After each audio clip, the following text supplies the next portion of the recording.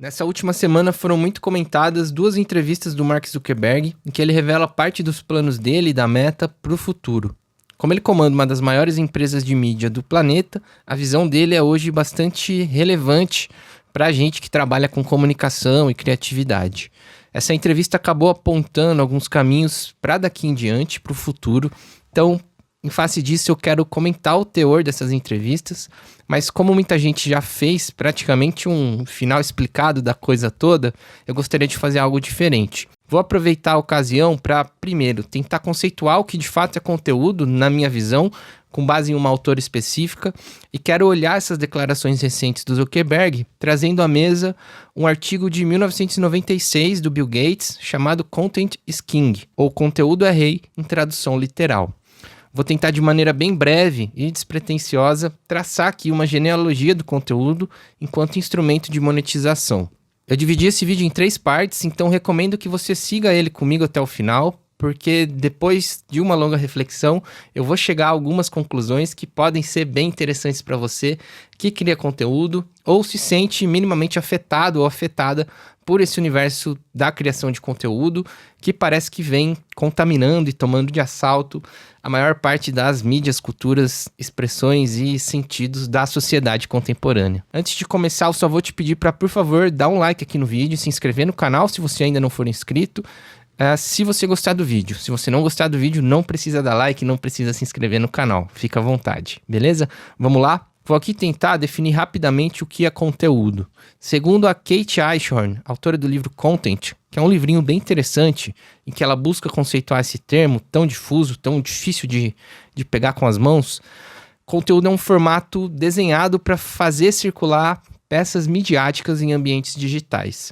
É um produto que nasce de um processo cada vez mais agressivo de mediatização da sociedade e está, desde seu nascimento, intrinsecamente vinculado à ideia de ambiente digital, que é muito bem representado pela internet. Esse processo de mediatização da sociedade é algo bastante estudado na academia e que, para ser sincero, eu não domino por completo. Na verdade, eu domino bem pouco do ponto de vista do rigor acadêmico. Mas, aqui no meu restrito entender, e para fins desse vídeo em específico, vamos tentar entender a mediatização como esse processo em que a cultura e a comunicação humana passa a ser cada vez mais mediatizada, ou seja, passa cada vez mais a se dar através de mídias. Vamos adiante. O conteúdo, dessa forma genérica mesmo como a gente conhece, pode ser definido, segundo a Kate, a partir de algumas características, sendo 3 delas as mais importantes aqui para a nossa conversa. A primeira característica mais importante é a seguinte: o conteúdo foi desenhado para ser monetizado, ou seja, ele foi feito para poder circular dentro de ambientes específicos que visavam ou passaram em algum momento a visar obtenção de valor econômico. Isso fica muito claro no artigo do Bill Gates, que é basicamente um desabafo, uma espécie de desabafo sobre as dificuldades que as empresas encontravam naquele momento da história em relação à sua dificuldade de monetizar, de tirar dinheiro de todo aquele mar de possibilidades que a internet representava. A segunda característica importante do conteúdo é entender ele como algo parasitário por sua própria natureza. O conteúdo tende a consumir as outras mídias, as mídias anteriores, e ser capaz de incorporar essas outras mídias dentro dele mesmo. Um exemplo simples e que eu venho estudando é pensar, por exemplo, em um pintor que tem ali um perfil no Instagram e passa a filmar suas pinturas, o processo de pintar, para poder ter uma maior exposição, uma maior visibilidade. Passa a existir, então, nesse caso do pintor, a partir de uma segunda representação dessa primeira mídia chamada pintura, uma outra coisa, um conteúdo sobre a pintura que até representa visualmente a pintura e é capaz, em certa medida, de sobrepor a própria pintura, ou pelo menos a apreciação dessa pintura. Em uma sociedade em que o conteúdo passa a ser uma forma corrente e predominante de comunicação, o conteúdo acaba por parasitar ou suplantar o papel e as intenções da mídia original. Terceira característica: o conteúdo tem como principal característica a sua capacidade de circulação, ou seja, o conteúdo foi feito para circular principalmente. Um conteúdo é efetivo à medida em que sua capacidade de circular dentro de determinado ambiente é maior ou menor. independente da sua qualidade, da sua intenção ou dos sentidos que ele carrega. Na verdade, o sentido ou a característica da mensagem tende, via de regra, a ser colocado em segundo plano quando se fala de conteúdo. Para exemplificar essa questão, vale pensar aí no fenômeno das fake news. São notícias falsas, sabidamente falsas muitas vezes, mas que são capazes de circular em uma velocidade incrível. E essa capacidade de circular vai, é claro, estar muito vinculada a uma capacidade de mobilizar afetos e emoções, independente dos fatos que uma notícia, pela própria definição de notícia, supostamente deveria carregar em si mesma. Mais do que transmitir sentido, o conteúdo visa, então, mobilizar atenção e engajar emoções. A lógica toda do conteúdo, isso envolve essa existência em ambientes digitais que são muito propícios à replicação, seu foco absoluto na circulação, sua tendência a parasitar outras mídias e outras expressões como arte, educação e política, vem redefinindo a nossa própria estrutura social. O conteúdo não carrega a priori a intenção de comunicar algo específico, mas de fazer circular esse algo o máximo possível para que esse algo seja contabilizado, medido e possivelmente monetizado. Agora a gente vai avançar e tentar entender como o advento do conteúdo possibilitou a monetização em larguíssima escala dentro da internet. 2. Como o conteúdo se tornou veículo de monetização da internet. No artigo Content is King, do Bill Gates, ele antecipava que o valor econômico da internet viria do conteúdo. Isso ele já conseguia cravar. Mas ele previa também, e isso ele errou feio, que o público buscaria cada vez mais profundidade nos conteúdos. O que aconteceu foi exatamente o oposto. A monetização da internet exigiu conteúdos que circulassem cada vez mais rápido, que priorizassem emoção e sensorialidade em detrimento da complexidade e da qualidade da informação. Na época desse artigo, 1996, e isso fica muito presente ao longo de todo o texto, ainda não havia uma forma muito clara de como se daria a monetização de toda aquela cultura e informação que emergia e adentrava a internet, incluindo aqui a capacidade da internet de embalar informação e mídias anteriores a ela. Apesar de não saber como exatamente, o Bill Gates já sentia que não faltava muito para isso acontecer. Na verdade, o artigo parece querer expressar como essa solução estava ali na ponta da língua, prestes a ser proferida pela primeira vez. E foi o que aconteceu alguns anos depois, de forma hegemônica, através do modelo de publicidade online que foi consolidado pelo Google AdSense, que transformou a circulação em critério central de valor do conteúdo, inaugurando uma era em que conteúdos de qualquer tipo podiam se misturar, sendo medidos por uma nova régua, uma régua mesmo, metrificada, e que reduzia a produção cultural a esse sentido de um input que resulta em um output, que é numérico e indicativo de atenção e retenção de um usuário, algo que era plenamente mensurável e remunerável. A remuneração desses protocriadores de conteúdo que iniciaram ali no início do século ganhando dinheiro no AdSense fez nascer toda uma nova cultura que desembocou nessa desgraça que a gente vive hoje em dia. Brincadeiras e exageros à parte, toda essa nova cultura creator nasceu ali no momento em que essa ideia de conteúdo deu conta de embalar informação, cultura e expressão numa única unidade mensurável, circulável e que poderia ser remunerada através da exibição de anúncios colocados logo ao lado desses ditos conteúdos. 3. Como o Facebook deu um passo à frente. O Facebook do Mark Zuckerberg, que surgiu com força mesmo no início dos anos 2010, deu um passo à frente nessa lógica da circulação de conteúdo. E isso foi feito, de modo geral, através de um golpe duplo. De um lado, a coleta de dados do próprio usuário da plataforma e, de outro, a exibição de anúncios dentro dessa mesma plataforma, em que circulavam conteúdos de todo tipo, incluindo conteúdos de pessoas comuns. Ou seja, a lógica das redes sociais fez dar um passo à frente a nossa noção de conteúdo.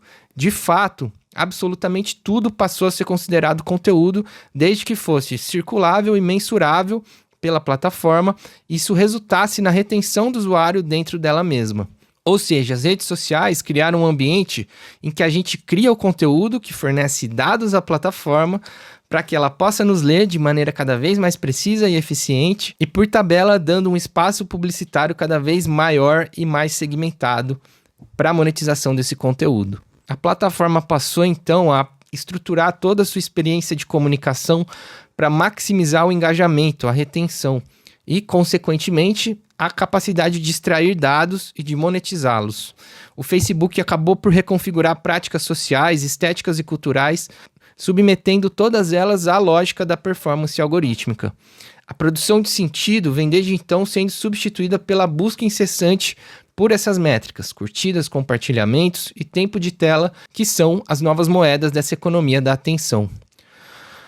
Ufa, deixa eu respirar um pouquinho. Se tá gostando do vídeo, não se esquece do like e de seguir o canal. Vamos em frente. Com a chegada das inteligências artificiais, a sobrevivência de quem cria conteúdo enquanto criador de conteúdo está cada vez mais ameaçada. Basicamente porque, se o que importa no conteúdo é mais sua capacidade de circular do que suas características de relevância e de significado, quando surgirem máquinas capazes de gerar conteúdo 30, 40, 50 vezes mais rápido do que uma pessoa qualquer, é fácil de imaginar uma perda de relevância de criadores de verdade frente ao volume de conteúdo que vai surgir como um tsunami. Para cada conteúdo de verdade, a gente vai ter 300 ou 3.000 ou 30.000 outros feitos por IA de maneira automatizada e instantânea. E se a gente leva isso a uma perspectiva de aceleração, me parece que a indústria do conteúdo está prestes a desabar diante da irrelevância que será trazida por tanto conteúdo vazio produzido por inteligência artificial e de um possível cansaço do público, que é ainda, no fim das contas, quem paga a gigantesca conta dessas plataformas. Então eu andava muito curioso para saber como as plataformas estavam pensando sobre esse futuro próximo. E nessa entrevista do Zuckerberg me parece que há um caminho muito claro.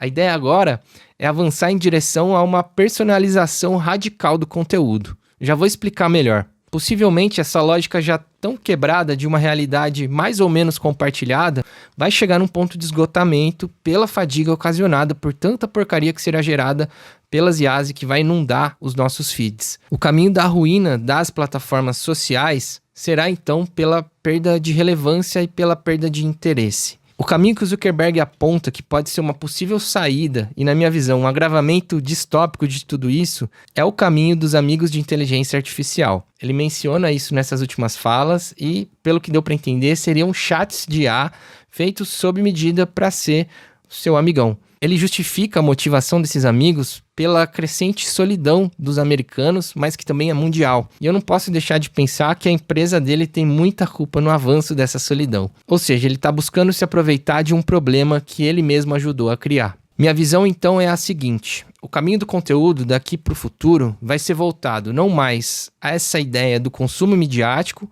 mas voltado aos seus pensamentos mais profundos. Imagine um amigo digital de IA que seja capaz de ser seu analista, ser seu confessor, mas também de pedir o seu iFood, de te lembrar que aquele show da banda que você gosta vai acontecer daqui a 3 meses e que o preço promocional está prestes a acabar, que vai recomendar que você ligue para sua mãe, porque faz muito tempo que você não fala com ela. Tudo isso, tudo meio junto, tudo meio misturado. Entendeu onde é que isso pode chegar? É um nível de construção de perfil de usuário e de personalização de conteúdo, entendendo aqui conteúdo como essa coisa que te mantém retido na plataforma, em uma escala ainda inédita. E isso vai muito de encontro com outra coisa que o Zuckerberg mencionou nessas conversas. Em relação ao ato de anunciar na plataforma, ele afirmou que a tendência é que a própria Meta chegue ao ponto de criar toda a cadeia de publicidade para os anunciantes, que hoje precisa ser gerida tecnicamente e até hoje precisa de criativos, ou seja, precisa de anúncios, precisa de campanhas, de conceito de campanhas, precisa de execução e de profissionais envolvidos. Segundo o Zuckerberg, o caminho vai ser cada vez mais deixar tudo isso na mão da Meta, incluindo os próprios anúncios, os próprios criativos, que a IA será capaz claramente de gerar. Imagina que legal, que bacana, se esse seu futuro amigo de IA da Meta, de repente te recomenda uma Coca-Cola para acompanhar aquele seu pedido do iFood que ele acabou de sugerir para você e que você não resistiu e acabou fazendo o pedido. Sacou aqui o nível de personalização que existiria nesse cenário, tanto do conteúdo quanto dos anúncios? Acho que fica claro que eu sou um pouco pessimista em relação ao avanço das IAs e das grandes plataformas, que hoje são extremamente poderosas em todos os aspectos possíveis. Mas acho que a batalha não é totalmente perdida. Ainda há o que se fazer. 3. O que fazer? Como é que nós, criadores de conteúdo, podemos nos antecipar de toda essa situação? Acho que a única estratégia real de proteção ou de antecipação é tentar trabalhar na contramão da comoditização, buscar construir conteúdos ancorados na experiência humana, na profundidade e na beleza de uma visão imperfeita, contraditória, como é a nossa, e buscando sempre uma relação direta com a nossa audiência. A relação de gente com gente pode estar em declínio agora, mas pode, quem sabe, ter um grande revival logo ali na frente, se de repente a gente se vê obrigado a conviver com amigos vendedores artificiais por todo canto. É importante também que a gente busque não depender de uma única plataforma, não depender de nenhuma delas na medida do possível. Isso aqui é autoexplicativo, né? Não dá para confiar em nenhuma delas, apesar de serem, sim, veículo também para coisas boas. A construção de comunidades, no sentido de tudo que eu expliquei aqui, se torna algo também cada vez mais valioso, basicamente por conseguir reunir diferentes individualidades. Especialmente em um mundo saturado de circulação vazia, sem sentido, com cada vez menos autenticidade, a singularidade passa a ser um material escasso, finito e muito valioso. Não basta e não bastará gerar mais e mais conteúdo. Será preciso gerar mais sentido. Criadores que resistirem à lógica da pura circulação vão conseguir preservar a relevância do seu trabalho e terão mais chances de sobreviver nesse ecossistema cada vez mais saturado e indiferente a nós, meros mortais. Por hoje é isso. Gostou do vídeo? Quero muito ouvir a sua opinião aqui embaixo. Me comprometo a responder cada um dos comentários para a gente poder fazer uma conversa bacana e fazer daqui um espaço de debate qualificado. De novo, se você gostou do vídeo, dê o like, me siga aqui no canal, compartilha com alguém e até a próxima. Valeu!